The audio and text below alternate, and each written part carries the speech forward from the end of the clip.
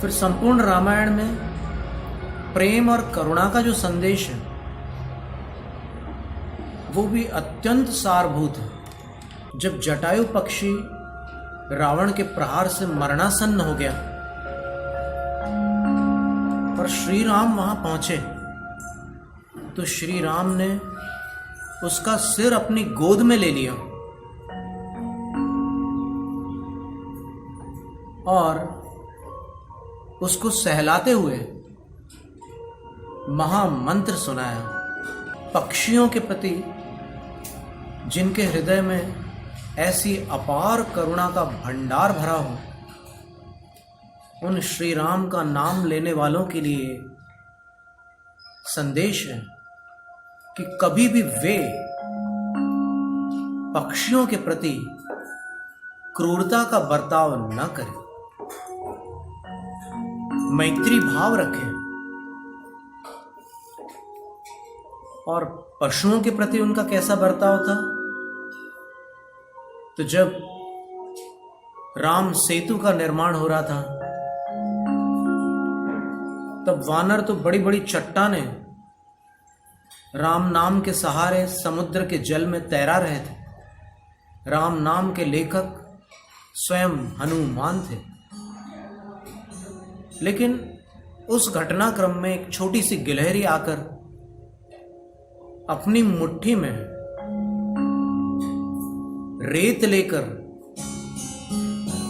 सहयोग दे रही थी। श्री राम उसके पास आते हैं और पुचकारने की ध्वनि निकालते हैं।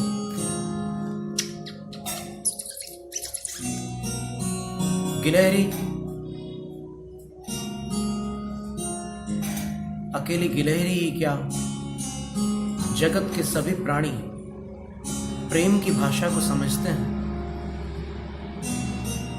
केवल मनुष्य राह भटक जाता है। तो श्री राम अपना बायां हाथ उस गिलहरी के सामने करते हैं। वो गिलहरी पशु प्रकृति के कारण सर्वप्रथम उस हाथ को सूंघती है और हाथों की तरंगों को महसूस करती है, फिर हाथ पर चढ़ जाती है। श्री राम उसको लेकर के खड़े हो जाते हैं और उसकी पीठ पर हाथ फेर करके कहते हैं,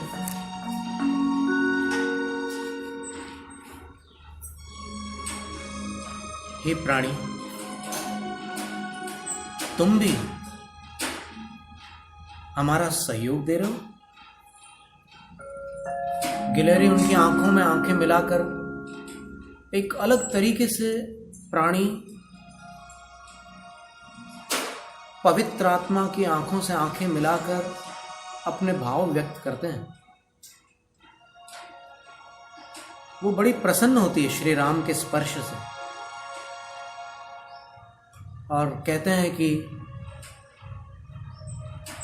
उसी दिन गिलहरी की पीठ पर श्री राम की उंगलियों के निशान उभर करके आ गए और वो निशान घाव के रूप में नहीं, प्रेम के निशान बन गए और आज तक गिलहरी की पीठ पर वो निशान दिखाई देते हैं।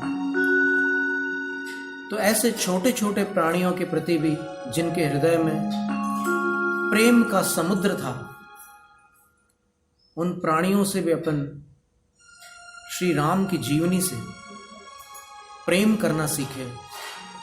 जो प्राणियों से प्रेम करना सीख जाता है वो इंसानों से भी प्रेम करने लग जाता है। और यदि बस ये दो संदेश, रामायण के दो संदेश मनुष्य स्वीकार कर ले तो सारी धरती राम राज्य हो जाएगी।